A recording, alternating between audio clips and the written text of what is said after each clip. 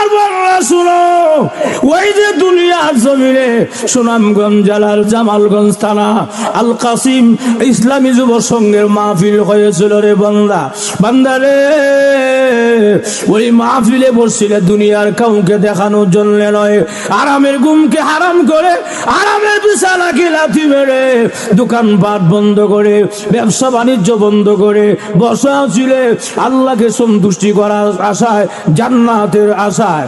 আরে বান্দা, ওই মাহফিলে বসাকে পছন্দ করে মহান আল্লাহ তোমাকে বিশাল বড় নেকের পাহাড় দান করেছে।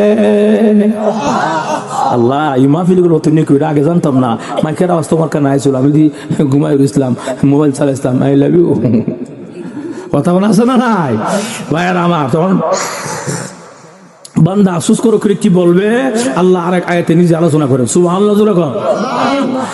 وقالوا لو كنا نسمع أو نعقل ما